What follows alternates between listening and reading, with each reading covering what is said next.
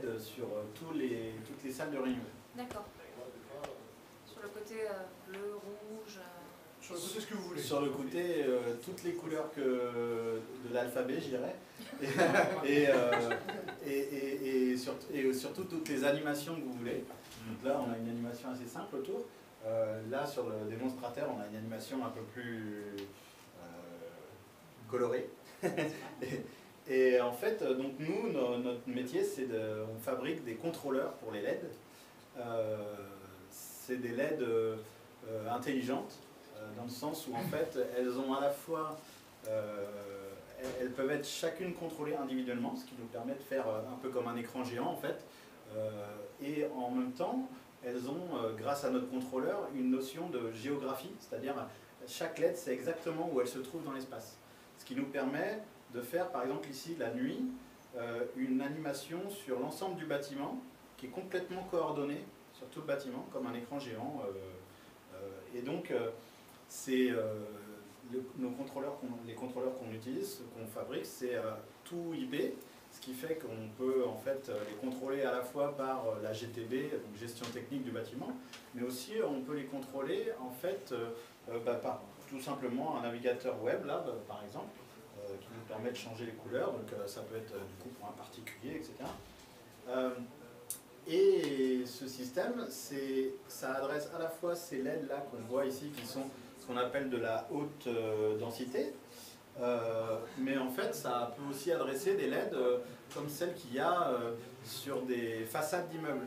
Et donc on pourrait très bien imaginer, moi j'aime bien cet exemple, de dire par exemple la tour de la Marseillaise, au lieu de l'avoir peinte en bleu, blanc, rouge, on aurait pu très bien imaginer qu'elle soit peinte tout en blanc, et en fait avoir mis des LED sur toute la façade. Et comme notre système en plus c'est contrôlable aussi par téléphone, on aurait pu très bien imaginer que les gens proposent des couleurs tous les jours et qu'elles changent de couleur tous les jours, ou même qu'elles soient animées ou pas, peu importe. Puisque finalement, notre système c'est à la fois, ça peut être à la fois en mode boîte de nuit ou là, ou par exemple ça c'est une image, c'est au squash de Bouc Bel Air à Décathlon Village, à côté d'Aix. Et en fait eux ils ont 70 mètres carrés de plafond comme ça. Plafond tendu. Et en fait, eux, c'est plus en mode zen, parce que c'est au niveau du bar qu'ils ont mis ça. Et donc voilà, c'est vraiment, on peut faire la limite, la seule limite finalement, c'est votre imagination. Et on peut d'ailleurs très bien imaginer avoir ici, la nuit par exemple, l'animation, elle est calée sur la courbe de trafic réseau. Donc en fait, selon les couleurs vont changer selon qu'il y a beaucoup d'activités ou moins d'activités. On peut aussi très bien imaginer ça, brancher ça sur des capteurs de santé, en fonction de la santé de quelqu'un. Par exemple, si c'est une chambre, on pourrait très bien imaginer que la lumière devant la chambre change de couleur si la personne est en train de dormir ou si la personne est réveillée, etc. On peut faire vraiment absolument tout ce qu'on veut. Ouais, le système il est à la fois scalable, parce et c'est la vérité, puisqu'on a travaillé aussi bien avec des particuliers qu'avec des grandes entreprises. Et donc la taille, pour nous, n'a pas d'importance. C'est comme ça, c'est-à-dire qu'on peut travailler sur une toute petite surface ou sur un bâtiment entier, ça c'est pas un problème. Et surtout le système est multi-usage, c'est-à-dire qu'on peut l'utiliser comme vous le voyez pour faire de l'animation, c'est le fun, c'est sympa, mais on peut aussi faire de la signalétique avec ça. C'est-à-dire qu'on peut définir l'état de la salle, d'ailleurs vous allez voir, elle va d'un moment clignoter pour dire que la réunion est finie, mais on peut aussi faire ça. Et le troisième point, c'est qu'on peut aussi l'utiliser comme éclairage auxiliaire. Par exemple, vous avez une lumière trop forte ou désagréable, vous pouvez l'utiliser, vous pouvez choisir la puissance de la lumière, vous pouvez même choisir la couleur de la lumière et du côté de la pièce qui vous intéresse. Donc ça modifie complètement la façon d'utiliser la lumière dans une pièce et dans un bâtiment. Du coup, vous pourriez faire de la vidéo. Ah, vous voulez dire, ah, alors il nous faut beaucoup de LED en fait. Il faut de densité, mais c'est possible, bien sûr. Vous mettez combien de LED dans un panneau comme ça? Alors là, ce qui est marrant, c'est qu'en fait, c'est le diffuseur qui fait tout le travail. En fait, il y a des LED juste autour, mais là, il y a quand même 2000 LED. Oui. Et chacune est contrôlée individuellement, comme un mini-ordinateur en fait. Et donc, voilà, ça permet de faire ce... Il faut comprendre qu'en fait, on peut choisir ce que vous voulez. Là, c'est ce qu'on appelle de la haute densité. Vous pouvez les voir, on les voit mieux là-haut. C'est le fameux mais on peut choisir des LED beaucoup plus grosses et beaucoup plus espacées, c'est pas un problème. Voilà, ce qui nous permet de faire des façades d'immeubles, par exemple, des projets à n'importe quelle échelle, du plus petit au plus grand. Et du coup, ce sont les LED qui sont installés, mais par exemple là, je vois que la couleur de mon bracelet a changé. Ouais. Est-ce que c'est ça que vous Ça, c'est une autre technologie. D'accord. Mais ça peut, Mais par contre, on pourrait imaginer qu'effectivement les données qui sont fournies à votre bracelet soient fournies aux LED. donc en fait, il peut plus être synchronisé. Oui, nous par exemple, aujourd'hui, le bâtiment est prévu pour être connecté avec l'état du trafic réseau de l'entreprise. C'est-à-dire que le soir, on va choisir, enfin on va pas choisir, le trafic réseau fourni, les données qui sont fournies, vont nous permettre de faire choisir soit une animation, soit une couleur différente. Si on imagine un bâtiment qui soit lié à l'écologie, on pourrait très bien imaginer qu'il y a un capteur de pollution sur le bâtiment et qu'en fonction de la pollution de l'air, toutes les minutes, toutes les heures, la couleur du bâtiment. C'est-à-dire que dans le cadre par exemple d'une Smart City, en fait, on pourrait imaginer que tous les bâtiments soient et ce genre de LED plus les capteurs, et qu'en fait, lorsqu'il y a des zones qui sont un petit peu plus polluées que d'autres, et ça change de couleur, pour dire dans ce coin-là, il ne faut pas y aller. Et surtout l'avantage, c'est que du bruit ou de. L'avantage, c'est que le système est contrôlable. C'est pas forcément quelque chose qui peut être global. Si vous voulez faire ça, c'est sympa. Oui, donc mais par contre, un individu peut dire ma maison, je ne veux pas. Et lui, il pourra choisir. Ou faire autre chose. Et donc, ça permet de faire ça. Oui, par exemple, quelqu'un peut vouloir graffer le bruit, quelqu'un peut vouloir voir la pollution. Finalement, ça reste. C'est un système informatique finalement comme un autre, ça devient quelque chose aussi simple. Artistique, justement, sur rapport à des sons. C'est le cas. Pour d'autres projets, c'est le cas. Donc on adresse à la fois des particuliers, on a fait une cuisine, on a fait un spa, donc du coup plutôt sur de la technologie haute densité, ou là une façade d'immeuble à Lyon, voilà.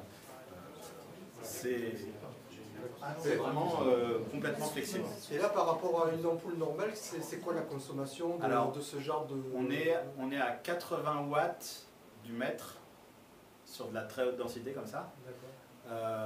Et voilà, sur de la façade de bâtiment, on est à 300 watts du mètre. Par contre, en éclairage de façade, il faut voir que les LED vont éclairer à 15 mètres à peu près de distance. D'accord, c'est parce que ça permet vraiment... C'est-à-dire qu'il y aurait une possibilité de limiter la consommation. Oui, justement en réglant en fait avec... Sachant que là, je parle de la consommation en fait des LED à fond, c'est-à-dire faire du blanc.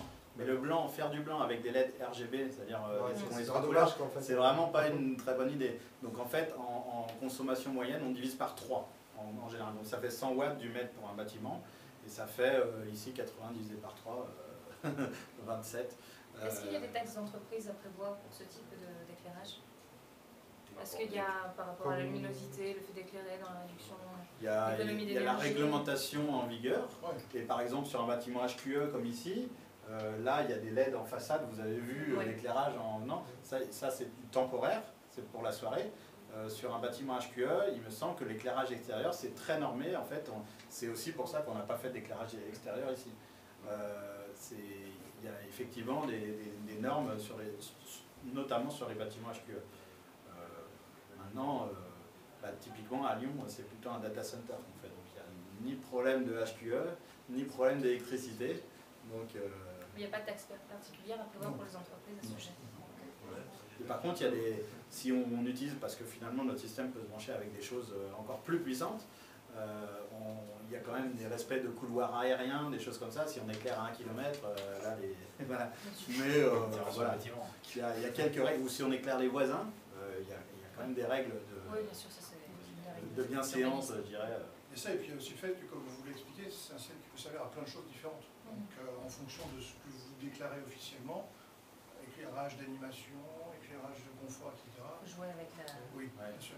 Et puis pour la Marseillaise, par exemple, je pense pas que Jean Nouvel nous laisserait faire. Je pense que l'ego de l'architecte dépasserait largement. Mais par contre, je crois que c'est le même architecte, donc c'est pas le même architecte, mais c'est le même constructeur. C'est ça. D'accord. C'est ça, oui. C'est pas un bâtiment nouvel.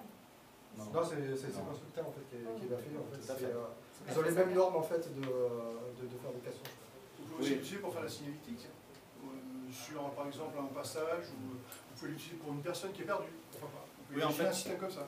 La personne qui est perdue se signale, et on va lui donner le chemin en lui faisant un signal qu'il va pouvoir voir pour trouver son chemin. Pourquoi pas? Enfin, c'est un peu caricatural, mais on peut imaginer des choses comme ça. Oui, ou une décoration dans un hall d'accueil, plutôt du coup, voilà, de ce type de mode, d'animation. Il y a vraiment, voilà, et les LED aujourd'hui on les intègre aussi très bien dans le sol, il existe vraiment aujourd'hui de multiples combinaisons et on est plutôt en retard en utilisation, on va dire, en Europe par rapport à l'Asie et aux US. Et vous faites particulier et professionnel? Oui, tout à fait. Entreprise comme ici et particulier. D'accord. Voilà, n'hésitez pas, servez-vous. Merci.